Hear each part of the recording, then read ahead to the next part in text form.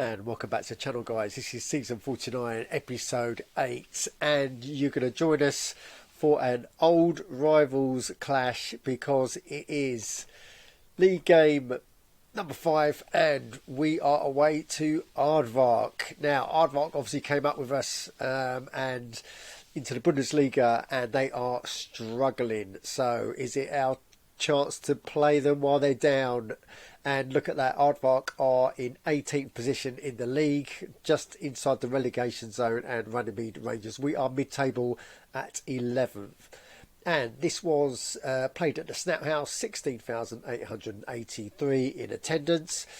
We played a full team, full squad for this one, and Aardvark's, their squad was quite strong as well. And with the home advantage, we'll see what happens. But it's always a bit feisty when we play Aardvark. I think the last time we played, I think both goalkeepers got injured, which was a nightmare. But let's see what happens in this game. And the game kicked off, and you didn't have to wait long before the fireworks, because Stoner and Sandoval started pushing each other. Ref was obliged to book both, and fireworks have started, and indeed didn't have to wait too long before Holland TG, he scores from midfield. He's our captain. He scores on 13 and 1-0 up, and the Aardvark players didn't like that. And a crunching tackle comes in, and Bruot, he gets sent off, straight red for Aardvark. They are down to 10 players. And I think Vanna comes off as well. So they've lost the striker and they've gone more defensive. And that's not all for the first half. That was enough action. And we go in at 1-0 up. And second half kicked off, and it was Runnymede Rangers. We had possession against the 10 men of Aardvark. A lot more chances going our way, and it was only a matter of time before Costa, he takes advantage, and it is 2-0 up to Runnymede Rangers. But as in all games we play against Aardvark, Lingstrad, he's our nemesis. He scores on 74, and it's 2-1. We're hoping this does not go 2-2, and it's all action going into the last 15 minutes, and Runnymede Rangers, we managed to hold on. It's a 2-1 hard-earned victory, and another 3 points in the Bundesliga. So unlucky, Radev. Better luck in your future games. But if we go to the It's a Goal website, then we can see, it was another close one. Aardvark 1, Runnymede Rangers 2. And let's check out the match stats. And we can see that, Runnymede Rangers, we enjoyed 74% possession. Olentigi, our captain, scored a goal and, did well in midfield. So, man of the match to our captain.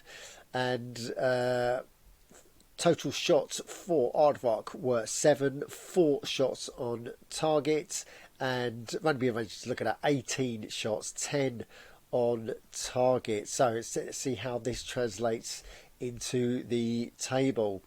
And we move from 11th up to 8th. Aardvark stay inside the relegation zone, and look at that, the first 8 teams, they all won, so not much change at the top. And look at that, the bottom 6, 7 teams, they all lost, so not much change there. Cool. So what else is happening? Well, you'll be pleased to hear that we are in transfer talks. We're in negotiations with a goalkeeper. So fingers crossed, legs crossed, arms crossed that goalkeeper deal comes through.